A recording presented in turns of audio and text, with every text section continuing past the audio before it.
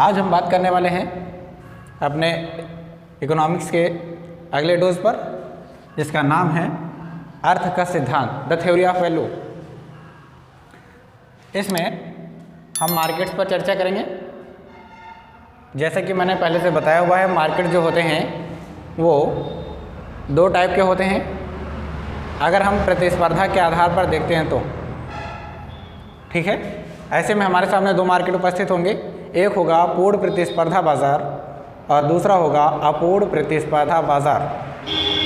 ठीक है, तो आज हम इन दोनों मार्केट्स पर चर्चा करने वाले हैं। सबसे पहले हम मार्केट की परिभाषा जो है वो समझ लेते हैं। ठीक है, जो मार्केट होती है जहाँ पर क्रेता और विक्रेता असंख्य मात्रा में उपस्थित होकर वस्तु एवं सेवाओं का क्रय विक्रय करते हैं, उसे हम मार्केट कहते हैं। समझ रहे हैं? मार्केट का मतलब क्रेता भी बहुत ज़्यादा होने चाहिए, विक्रेता भी बहुत ज़्यादा होने चाहिए, साथ साथ में वस्तुएं भी बहुत सारी होनी चाहिए और उन वस्तुओं को क्रय विक्रय भी होना चाहिए। अगर वहाँ क्रेता हैं विक्रेता नहीं है तब भी मार्केट नहीं है, बाज़ार नहीं है। विक्रेता है लेकिन क्रेता नहीं है तब भी वो बाज़ार नहीं है। दोनों हैं लेकिन बाज़ार में वस्तुएं नहीं हैं तब भी वो बाज़ार नहीं है। अगर वस्तुएं भी हैं लेकिन क्रय विक्रय नहीं हो रहा है तब भी वो बाज़ार नहीं है। तो ध्यान रखिएगा, क्रेता विक्रेता असंख्य मात्रा में होने चाहिए, साथ ही साथ वस्तुएं भी मार्केट में बहुत सारी होनी चाहिए और उन वस्तुओं का क्रय विक्रय भी होता रहना चाहिए। तभी हम ऐसे स्थान को क्या बोलेंगे? हम ऐसे स्थान को मार्केट बोलेंगे। ठीक है, चलिए इसकी डेफिनेशन लिख लेते हैं मार्केट की। ठीक है, मैंने बता दिया क्रेता और विक्रेता ये सभी चीज़ें वहाँ पर होनी चाहिए। तो हम लिखेंगे बाज़ार के बारे में, बाज़ार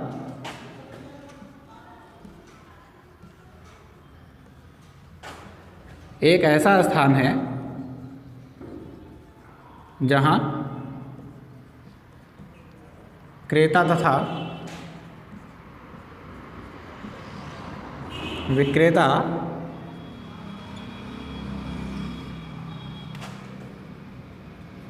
असंख्य मात्रा में उपस्थित होकर वस्तुओं एवं सेवाओं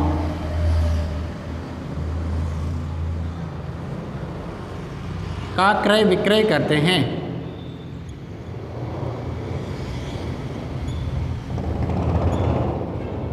ठीक है, एक ऐसा स्थान जहाँ पर क्रेता भी बहुत सारे हों, विक्रेता भी बहुत सारे हों और वस्तुएं भी होनी चाहिए और उसके पश्चात उनका क्रय विक्रय भी होता रहना चाहिए। ऐसे स्थान को हम क्या बोलेंगे? ऐसे स्थान को हम मार्केट बोलेंगे, बाज़ार बोलेंगे। ठीक है, तो बाज़ार एक वह स्थान है जहाँ क्रेता और विक्रेता असंख्य मात्रा में उपस्थित हो करके और वस्तुओं का क्रय विक्रय करते हैं। तो ध्यान रखेंगे। अब हम आगे पढ़ते हैं।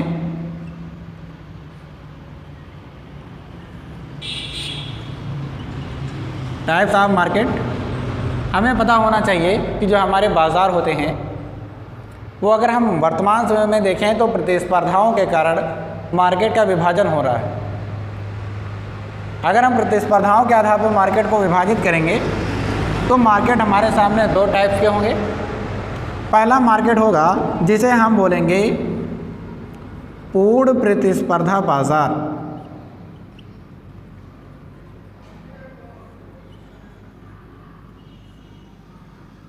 ठीक है, और जो दूसरा बाज़ार होगा वो होगा हमारा अपूर्ण प्रतिस्पर्धा बाज़ार।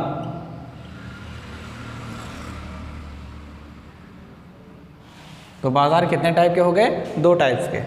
पहला है पूर्ण प्रतिस्पर्धा बाज़ार और दूसरा क्या है? दूसरा है अपूर्ण प्रतिस्पर्धा बाज़ार। अब हम देख लेते हैं दरअसल पूर्ण प्रतिस्पर्धा बाज़ार को। चलिए लिख ही दे रहे हैं।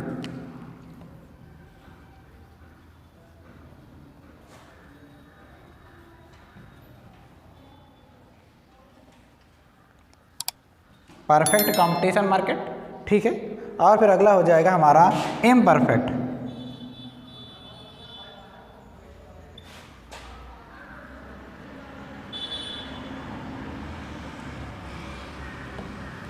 पूर्ण प्रतिस्पर्धा बाजार यानी परफेक्ट कंपटीशन मार्केट और अपूर्ण प्रतिस्पर्धा बाजार यानी इम्परफेक्ट कंपटीशन मार्केट। ये दोनों मार्केट्स जो हैं वो वर्तमान समय में संचालित हैं, लेकिन पूर्ण प्रतिस्पर्धा बाजार आपको नहीं देखने को मिलती है, कम देखने को मिलती है।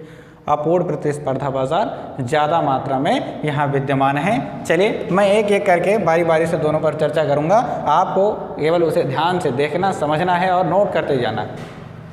देखिए कॉपी पेन लेकर के जब बैठेंगे तब आपको दोगुना ज्ञान प्राप्त होगा और मज़ा भी बेहतर आएगा, क्योंकि पेन से क्या होता है, जो चीज़ें समझ में आती हैं हम लिखते जाते हैं, लेकिन अगर अंत में हम लिखेंगे, बाद में हम लिखेंगे, तो ऐसी कंडीशन में क्या होगा, दिमाग से बहुत सारी चीज़ें गुजर चुकी होंगी, निकल चुकी होंगी। ऐसी स्थिति में आप वहाँ पर अच्छे नंबरों को प्राप्त नहीं कर सकते। ध्यान रखेंगे, आप कॉपी पेन लेकर ही बैठें और जो आपको समझ में आता जाए वो आप नोट करते जाएँ, ठीक है। तो इसे आप नोट कर लें, आगे बढ़ते हैं फिर।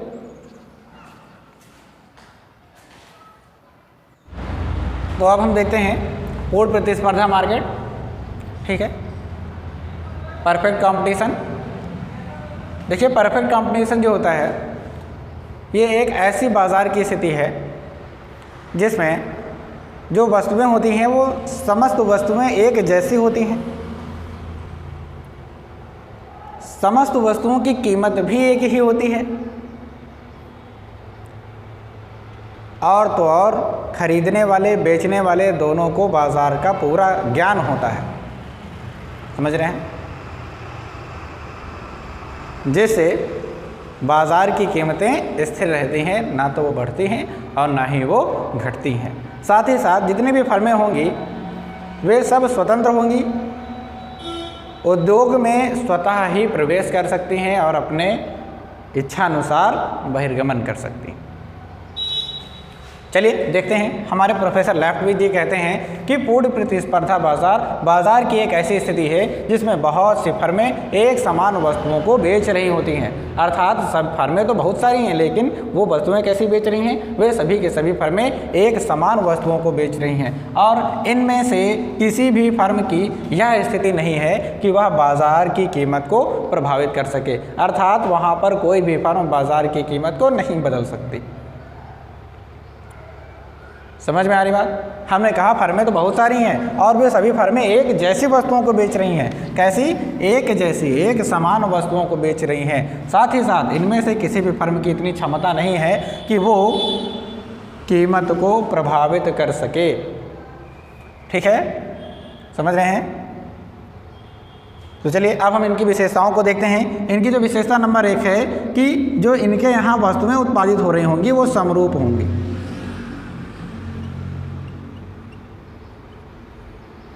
ठीक है, ऐसी वस्तु उत्पादन कर रहे होंगे समरूप, अर्थात वस्तु के रंग रूप आकार में कोई भी परिवर्तन नहीं होगा। जैसे हमने कहा कि मार्कर बनाने वाली जो कंपनी है वो अगर इस टाइप का मार्कर बनाती है तो जितने भी मार्कर्स होंगे उनको सभी के सभी जो है लोगों को, सभी फर्मों को ऐसे ही मार्कर प्राप्त होंगे।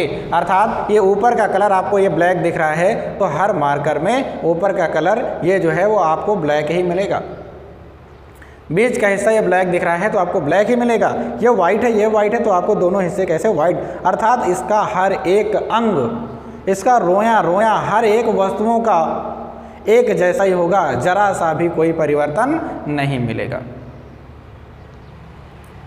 तो हम क्या बोलेंगे? समरूप वस्तुएं। जितनी इंक पहले में पड़ती है उतनी ही इंक दूसरे में पड़ती हुई होनी चाहिए। ना तो क्षमता में वृद्धि हो, ना तो रंग रूप आकार किसी भी प्रकार का कोई परिवर्तन ना हो, तो हम वहाँ कहेंगे कि वो कैसी वस्तुओं का उत्पादन कर रहे हैं? समरूप वस्तुओं का। ध्यान रखेंगे कि जब उद्योग किसे कहते हैं? उद्योग जो है एक कंपनी होती है और उसमें काम करने वाली फर्में बहुत सारी होती हैं, ठीक है। तो उद्योग कैसी वस्तु बनाएगा?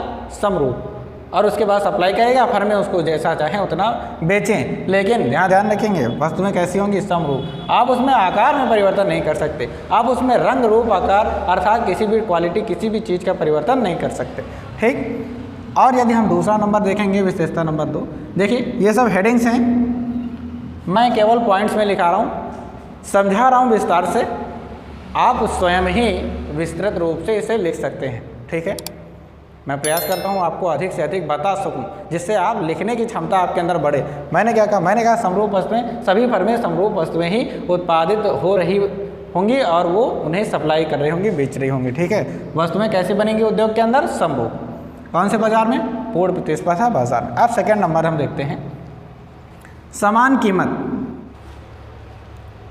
तो ध्यान रखेंगे समान कीमत, कोई भी फर्म होगी अगर एक समान वस्तुएं हैं और उन्हें सप्लाई कर रही है, उन्हें बेच रही है, तो उसकी कीमतें कैसी मिलेंगी? उसे समान मिलेंगी। देखिए कीमत समान होने का एक कारण है, सोचिए बाजार कैसी पूर्ण प्रतिस्पर्धी है।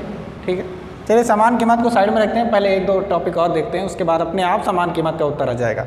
चलिए देखते हैं तीसरा वाला जो है हमारा, वो है बाजार का पूर्ण ज्ञान।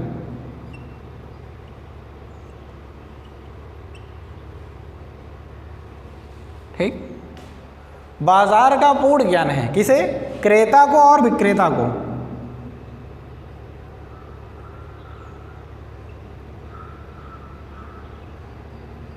ठीक है, क्रेता और विक्रेता यहाँ दो हैं, दोनों हैं, बहुत सारे हैं। क्रेता और विक्रेता इन दोनों को बाजार की पूरी स्थितियों का ज्ञान है। सोचिए अगर पूरा ज्ञान है तो अगर उसे पता है ये मार्कर 20 रुपये का है तो क्या इसका 25 रुपया देने को तैयार होगा? बिल्कुल नहीं।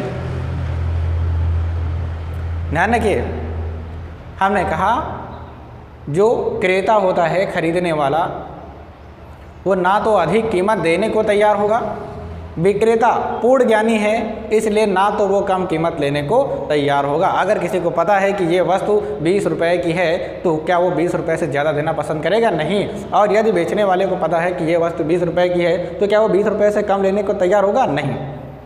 भाई उसका घाटा है, 20 से कम हमें बेचेगा, उसका घाटा है। अगर ये 20 से ज़्यादा अब मैं अगर लेने को राज़ी हो जाए, समझ लो बेवकूफ़ है। क्यों? क्योंकि इसके ज्ञान नहीं है। अगर ज्ञान होता, पूर्ण ज्ञान होता तो यहाँ क्या होता? यहाँ वो 20 से ज़्यादा पैसा ही ना देता। हमेशा ध्यान रखिए, जब बाजार का पूर्ण ज्ञान होगा क्रेता और विक्रेता तो वो ना तो अधिक कीमत देने को तैयार होगा और ना ही वो अधिक कीमत लेने को तैयार होगा। ऐसी स्थिति में कीमत का क्या होगा? नियंत्रण होगा, कीमत स्थिर रहेगी, ना तो वो बढ़ेगी ना तो वो घटेगी। कंडीशन नंबर 3 थी। कंडीशन नंबर 4 है यहाँ फर्मों की संख्या बहुत ज़्यादा होती है। ठीक है ना, ध्यान रखेंगे, यहाँ फर्मों की संख्या बहुत ज़्यादा होती है।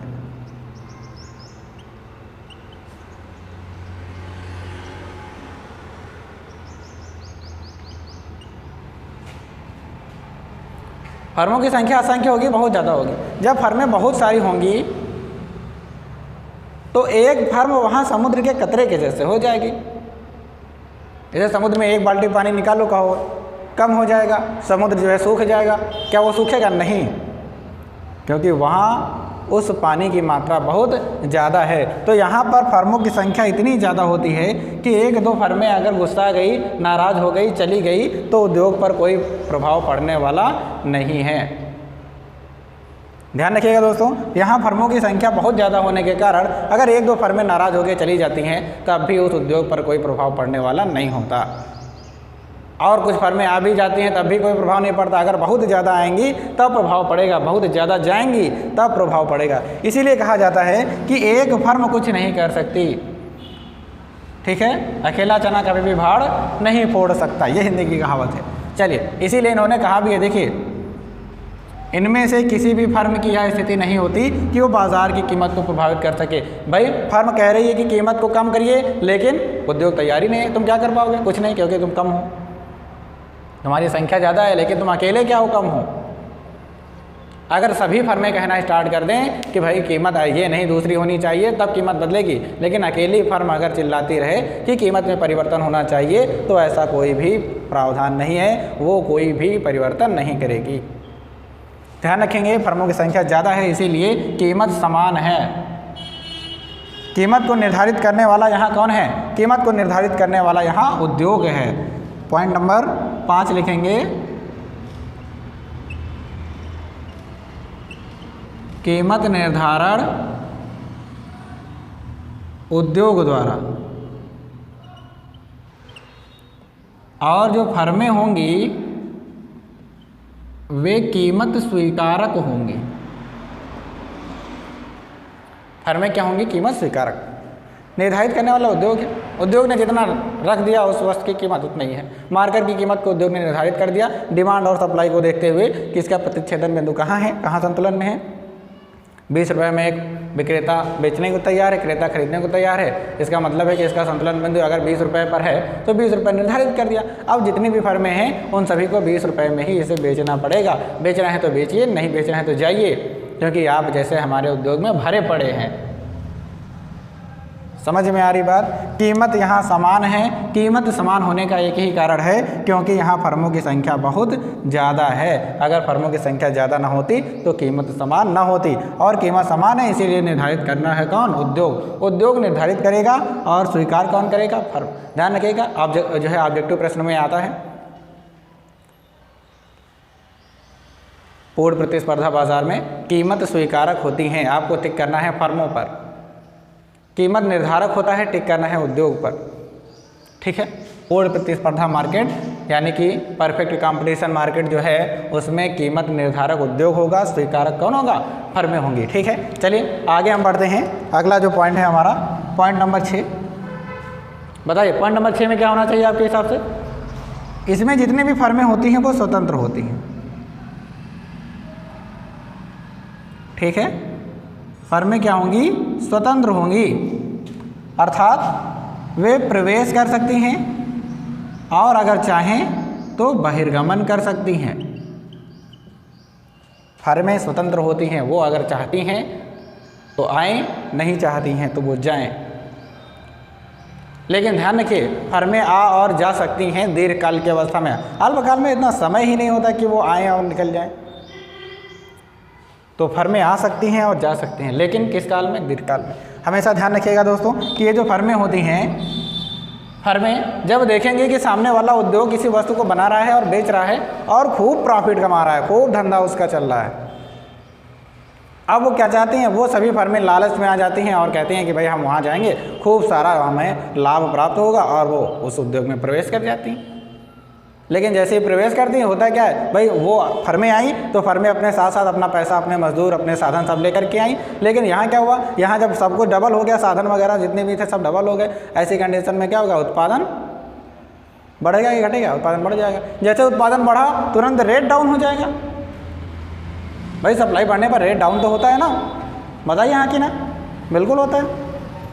तो जैसे ही यहाँ पर वो फर्में आई, प्रवेश किया और यहाँ पर उत्पादन बढ़ा, उत्पादन बढ़ने से ही क्या हुआ, रेट डाउन हो गया। जब रेट डाउन हुआ, अब ऐसी कंडीशन में आपको क्या लगता है, जैसे रेट घटेगा मुनाफा घट जाएगा, हो सकता है कंपनी को घाटा होने लगे। भाई बहुत ज़्यादा बना दिया, मार्केट में बहुत ज़्यादा पहुँच गया, रेट घटेगा, मुनाफा घटेगा, घाटे में आ गए हम।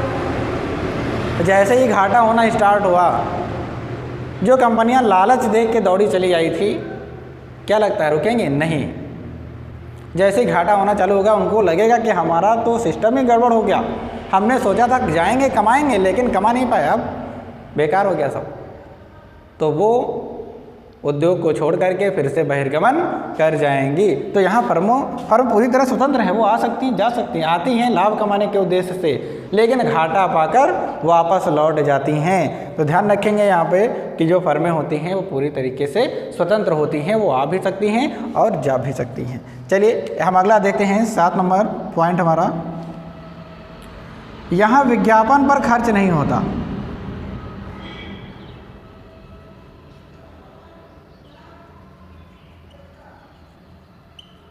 ठीक, 8 नंबर लिखे दे रहा हूँ। 8 नंबर है इसमें, चलिए विज्ञापन खर्च नहीं होता, मैं इसी को लिखे दे रहा हूँ, ठीक है, इसी में कन्वर्ट हो जाता हूँ।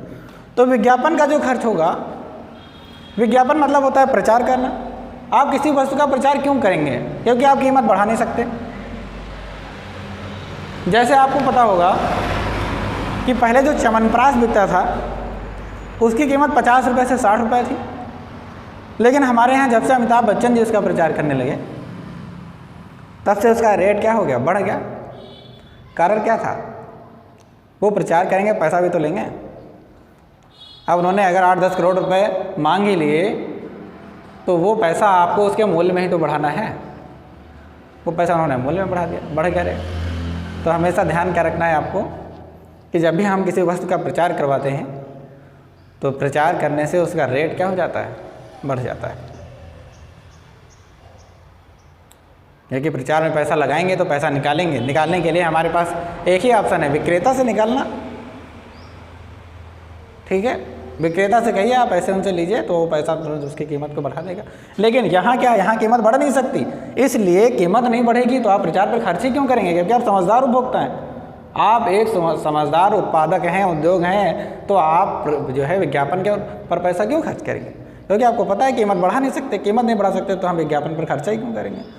हाँ, कीमत बढ़ा सकते होते तो अभी हम भी प्रचार करवाते, किसी से भी, किसी हीरो से या किसी से भी प्रचार करवा लेते। लेकिन यहाँ प्रचार कराने से हमारा कोई भी लाभ होने वाला नहीं है, क्योंकि कीमत को हम बढ़ा नहीं सकते। इसलिए यहाँ हम कोई भी प्रकार का विज्ञापन पर खर्च भी नहीं करेंगे, क्योंकि हम एक समझदार व्यक्ति हैं। ध्यान रखना है आपको, विज्ञापन पर खर्च यहाँ बिल्कुल भी नहीं होता।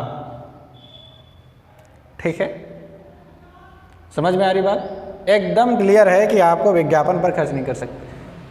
फॉर एग्जाम्पल आप ये ले सकते हैं, मार्केट में जब आप कपड़ा खरीदते हैं तो कपड़ा खरीदते वक्त अगर उसका ब्रांड दूसरा है तो वो सस्ता मिलता है, लेकिन जैसे उस पर एक लेबल लगा होता है किसी भी ब्रांड का, जैसे सियाराम्स, जैसे उस पर लिख जाएगा सियाराम्स, वो कपड़ा तुरंत क्या हो जाएगा, उसका रेट बढ़ जाएगा। या फिर और बहुत सारी कंपनीज हैं, जूता खरीदने लोगों, उस पर जैसे ही रेड चीफ का लेबल लगता है तुरंत वो जूता महंगा हो जाता है, जैसे ही वुडलैंड का लेबल लगता है तुरंत वो जूता महंगा हो जाता है, केवल लेबल लगने के कारण। एक लेबल लग गया कंपनी का और वो महंगा हो गया।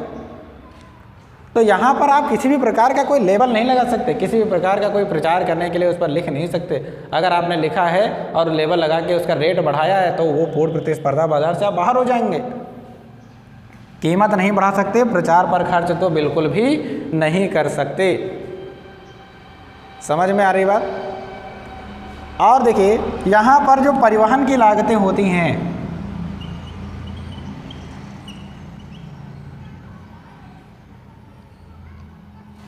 परिवहन की लागतें नहीं होती, अर्थात परिवहन की लागत भी यहाँ पर नहीं लगाई जाती है। क्योंकि परिवहन, भाई हम अगर यहाँ से वस्तु बनाए फिर हमने परिवहन से इसको यहाँ से जम्मू कश्मीर भेज दिया तो खर्चा नहीं लगेगा?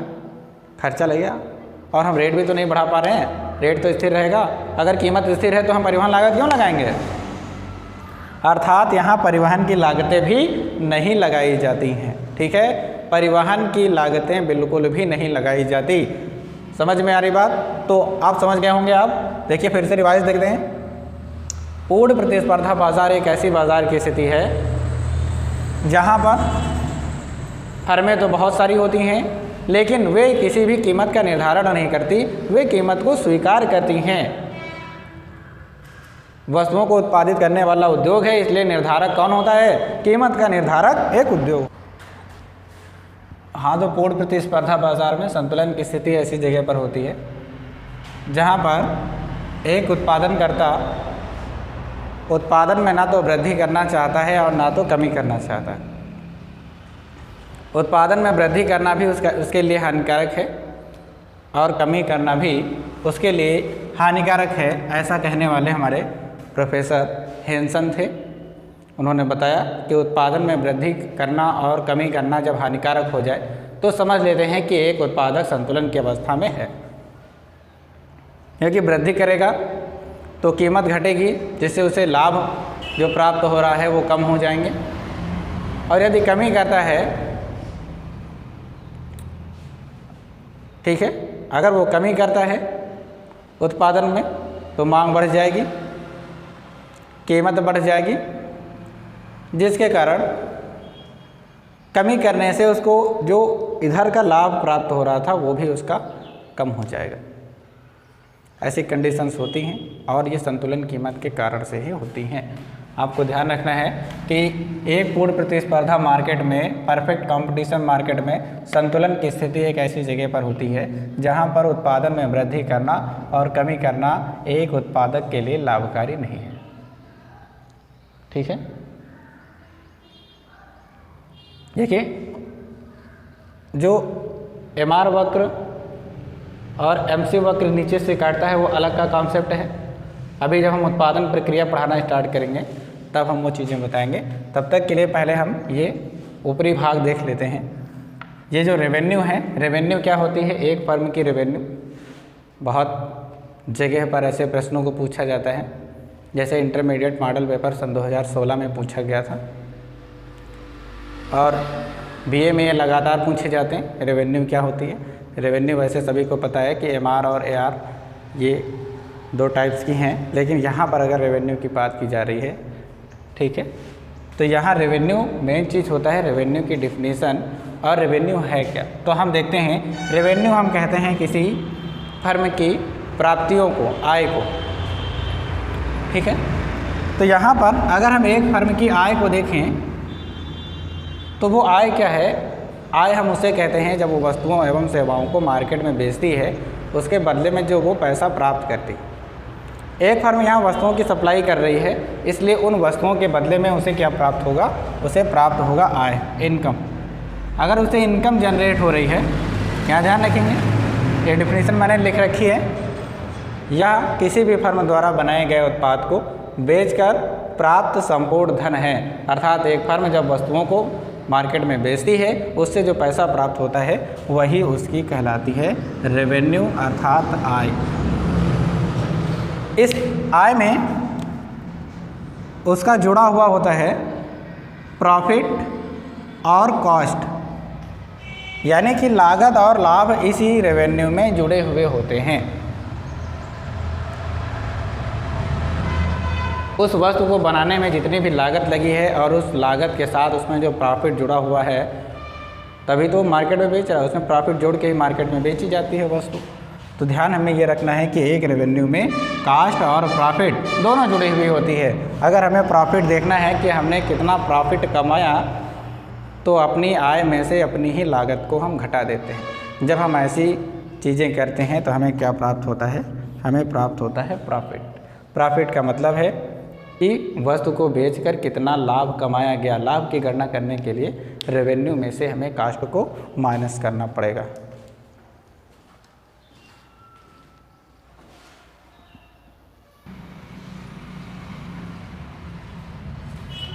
तो यहाँ पर अब कीमत के बारे में हम चर्चा करेंगे। जो वस्तु की कीमत होती है वो मांग और पूर्ति के बीच के संतुलन बिंदु को देखते हुए निर्धारित की जाती है।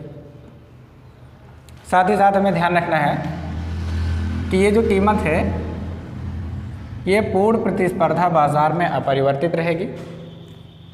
अगर हमें इसकी डेफिनेशन लिखना हो तो हम लिखेंगे वस्तु के मूल्य को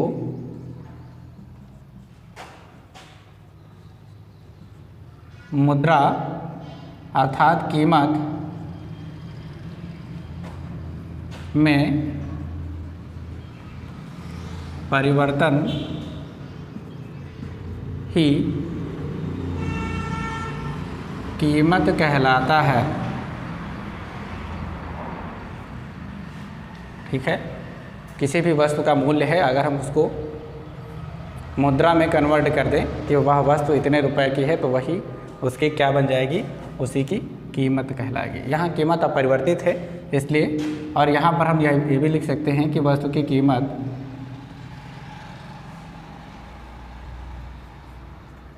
को P द्वारा दर्शाया जाता है।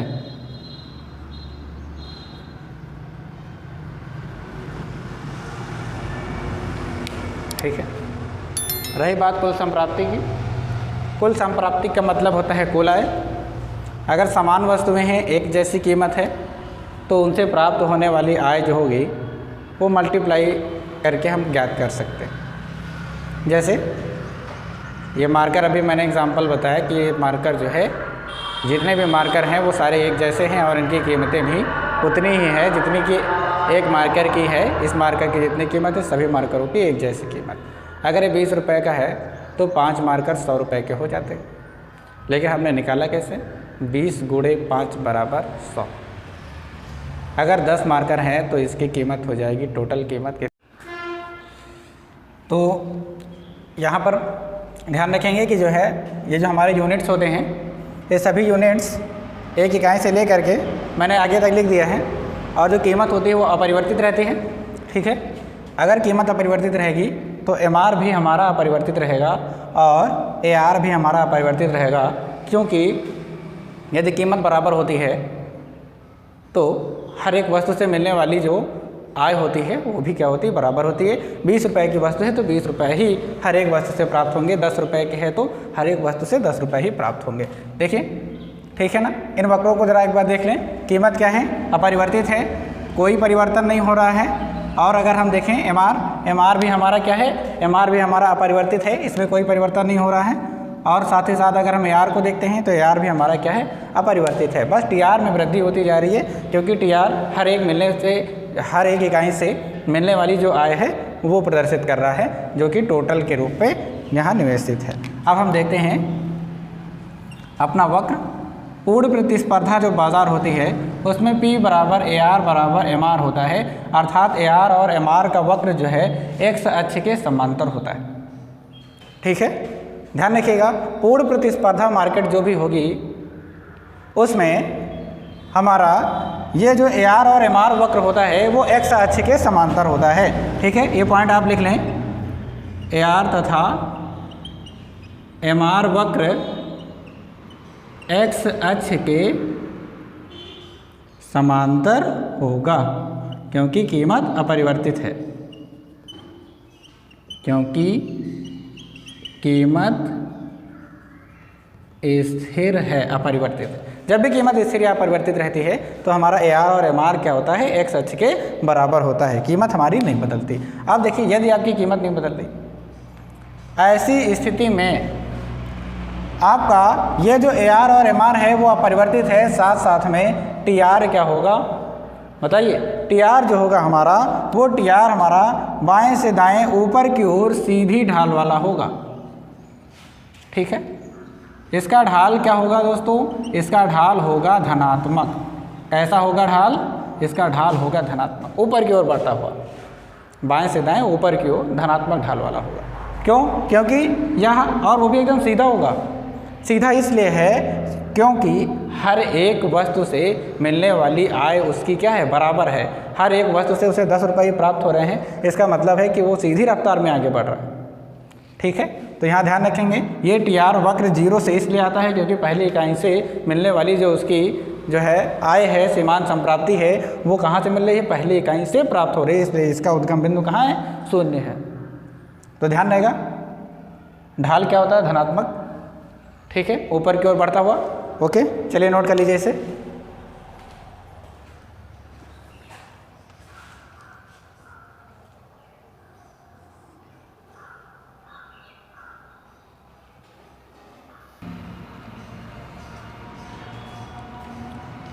तो इस चित्र को देखेंगे। इस चित्र में कुल आय तथा कुल लागत को बताया गया है। इसमें X अक्ष और Y अक्ष पर, X अक्ष पर उत्पादन तथा Y अक्ष पर कुल लागत तथा कुल आय को दर्शाया गया। ये कुल आय वाली वक्र है, बाएं से दाएं अभी मैंने बताया, धनात्मक प्रवणता वाली ढाल पर सीधा होता है। इसके बीच लगभग 45 अंश का कोण होता है। ये जब सीधा जाता है और इसकी जो कुल लागत वक्र होती है वो इसे 2 बिंदुओं पर प्रतिच्छेद करती है। एक बिंदु A है और एक बिंदु क्या है, एक बिंदु है B। ये जो बिंदु है ये सबसे ज़्यादा गहराई वाला बिंदु है C। ठीक है, यहाँ इसे अधिकतम लाभ की प्राप्ति हो रही है। जहाँ अधिकतम लाभ की प्राप्ति होती है वहीं से अगर हम इसे सीधा कर दें तो हमें संतुलन कीमत प्राप्त हो जाती है।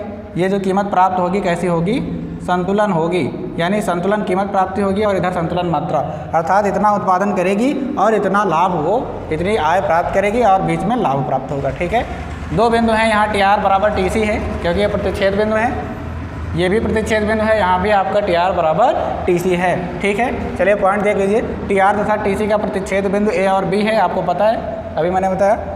कोई भी फर्म A से पहले तथा B के बाद उत्पादन करती है तो उसे हानि होगी, अर्थात अगर कोई इधर उत्पादन करता है तो हानि होगा और इसके उस पार उत्पादन करता है तब भी उसे क्या प्राप्त होगा, उसे हानि ही प्राप्त होगी। और A और B के बीच, यानी यहाँ पर आपको, यहाँ अगर कहीं भी आप उत्पादन करेंगे इस जगह पर तो ये आपको क्या पहुँचाएगा, ये आपको लाभ पहुँचाएगा। इसके बीच कहीं भी उत्पादन करिए लाभ ही मिलेगा आपको। ए और बी पर टी आर तथा टी सी बराबर है, बिल्कुल है। ए और बी पर आपका टी आर और टी सी क्या है, बराबर है। एम सी वह की स्थिति है जहाँ पर अधिकतम लाभ प्राप्त होगा। ये वाली स्थिति सबसे गहराई वाली स्थिति है, इसलिए यहाँ क्या प्राप्त होगा, यहाँ आपको अधिकतम लाभ प्राप्त होगा। अतः फर्म द्वारा ओ क्यू मात्रा का उत्पादन होगा। ठीक है, कौन सी मात्रा का, ओ क्यू मात्रा का उत्पादन प्राप्त होगा।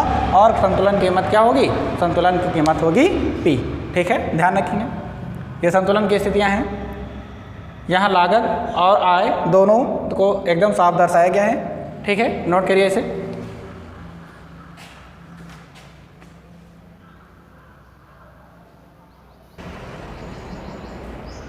तो यहाँ ध्यान रखेंगे, एक फर्म के संतुलन की स्थिति कहाँ होगी, एक फर्म के संतुलन की स्थिति वहाँ होगी जहाँ एम सी बराबर एम आर हो। ठीक है, यहाँ एम सी बराबर आपको क्या दिख रहा है, एम सी बराबर एम आर है, यहाँ भी है। तो यहाँ दो स्थितियाँ हैं, दो जगह एम सी बराबर एम आर है, बिंदु ए और बी दोनों पर। तो हम क्या करेंगे, हम ये देखेंगे अपना नियम, हमारा नियम कहता है कि एम सी बराबर एम आर होना चाहिए, साथ साथ में एक ऐसी जगह होनी चाहिए जहाँ एम सी वक्र एम आर वक्र को नीचे से काट रहा हो।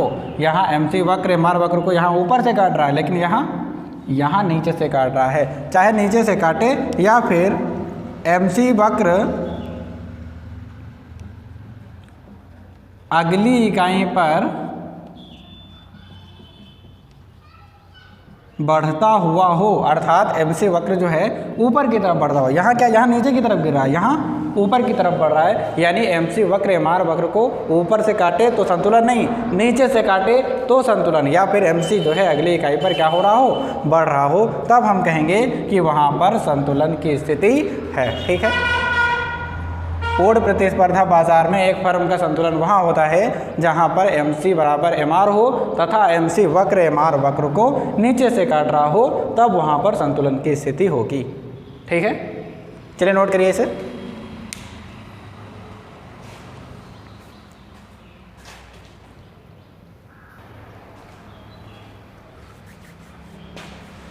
तो ध्यान रखेंगे दोस्तों, कल हम चर्चा करेंगे अल्पकाल में संतुलन तथा दीर्घकाल में संतुलन। इन दोनों संतुलन पर हम विस्तार पूर्वक चर्चा करेंगे, क्योंकि अल्पकाल की कंडीशन दूसरी होती है और दीर्घकाल की अलग। जैसे कि आपको पता होगा कि अल्पकाल में दो लागतें होती हैं, स्थिर और परिवर्ती। उत्पादन बढ़ाने के उद्देश्य से इस जो है परिवर्ती लागतों को बढ़ाया जाता है, लेकिन जब परिवर्ती लागतें स्थिर लागत की अपेक्षा अधिक हो जाती हैं तो उत्पादन बढ़ने के बजाय घटना प्रारंभ कर देता है। तो यहाँ पर संतुलन सब कुछ डिपेंड करता है पूर्ति पर। ठीक है, तो कल के सेशन में जब हम कल आएंगे नया वीडियो लेकर के, तो हम अल्पकाल में संतुलन के बारे में विस्तार पूर्वक चर्चा करेंगे तथा दीर्घकाल के संतुलन के बारे में भी विस्तार पूर्वक चर्चा करेंगे। ठीक है, तो ध्यान रखिए, आगे आने वाले जो वीडियोस हैं उन्हें पाने के लिए आपको चैनल को सब्सक्राइब करना है, बेल आइकन को प्रेस करना है। साथ ही साथ डिस्क्रिप्शन बॉक्स में मैंने लिंक दे रखी है, अगर आपको उपयोगिता यानी यूटिलिटी गणनावाचक एवं क्रमवाचक दृष्टिकोण को विस्तार पूर्वक सरल शब्दों में समझना है तो आप वहां जाकर के हमारा वीडियो देख सकते हैं। साथ ही साथ यदि आपको परिवर्ती अनुपात का नियम कठिन लग रहा है, आप उसको समझना चाहते हैं, तो उसे भी मैंने डिस्क्रिप्शन बॉक्स में अपने लिंक दे रखी है, आप वहाँ पर जा कर के और उसे देख सकते हैं। ठीक है, तो आशा करते हैं आपको ये वीडियो पसंद आई है। अगर पसंद आई है तो आप लाइक करें और चैनल को सब्सक्राइब करें। ठीक है।